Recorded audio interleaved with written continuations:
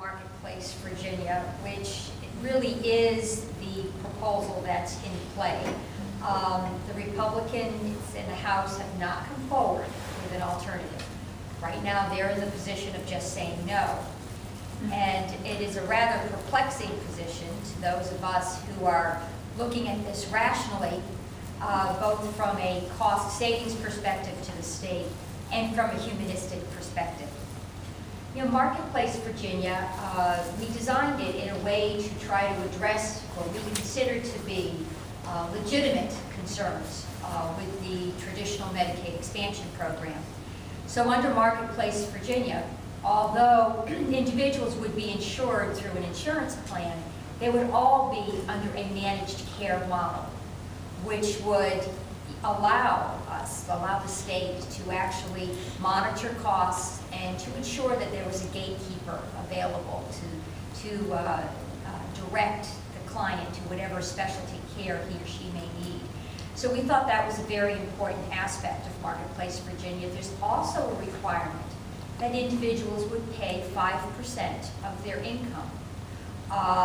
We were addressing the concern that individuals need to have some skin in the game. We wouldn't want them to overutilize a medical home, et cetera, et cetera. So we addressed that concern.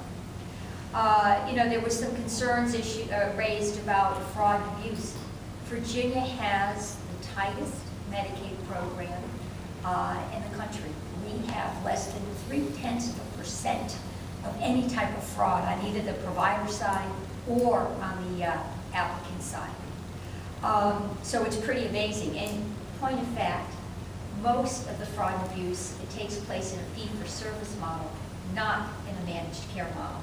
So we deliberately went through each and every concern that, again, that we thought was legitimate and needed to be addressed and offered a compromise plan. The individuals who would benefit from this, as you saw on the slide, 248,000, 250,000 is the number I've been using. Half of the 250,000 are really working single moms with children. It's about 100,000 people are in that category. And these individuals right now, they are getting care, but they're getting care when they're at their very sickest point. So I think the example that was made by our good doctor, Dr. Lee, people will go to the emergency room at the very, very worst or most serious point in their condition. Emergency rooms care for them. The expenses are passed on to those of us who have insurance. But not all the expenses are passed on. The hospitals absorb a fair amount of that cost of uncompensated care. And at the same time, our hospitals throughout the country have agreed through the Affordable Care Act to accept a lower reimbursement rate for this uncompensated care. So we have hospitals across our state telling lawmakers, you have to participate in Marketplace Virginia because we will close if you don't. And we have had a closure in Lee County. Every major business group in the state has said, please, please, this is a competitive issue. This is really about economic growth. This is about the vitality of the state. We want you to participate in Marketplace Virginia. These are not traditionally liberal or democratic voices that you would hear on an issue.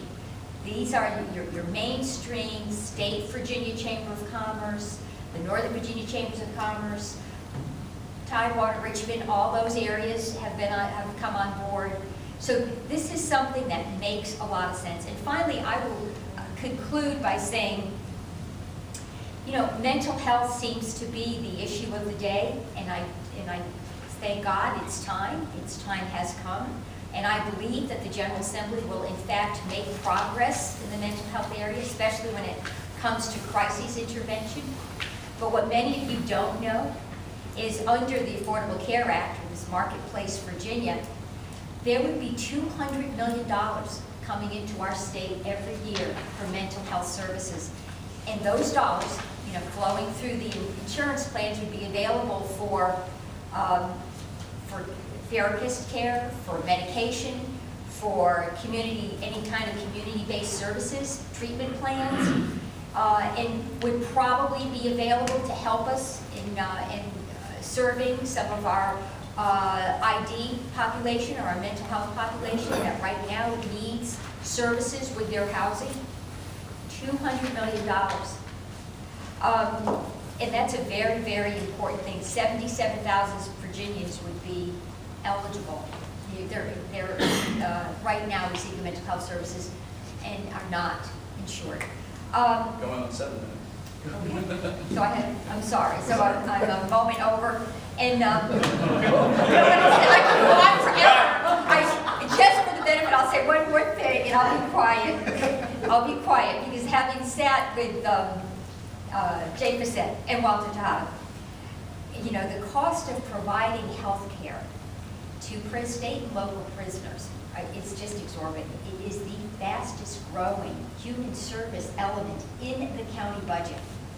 And Marketplace Virginia would cover the cost of care of these prisoners. And it would be an incredible benefit to local governments. And there are a slew of other categories where local governments would benefit. And I'm working with the Virginia Association of Counties and the Virginia Municipal League to get that word out. So having said that, I thank you for your attention, and I can tell that my colleagues are chomping at the bit, so I turn it over to Delegate Brink.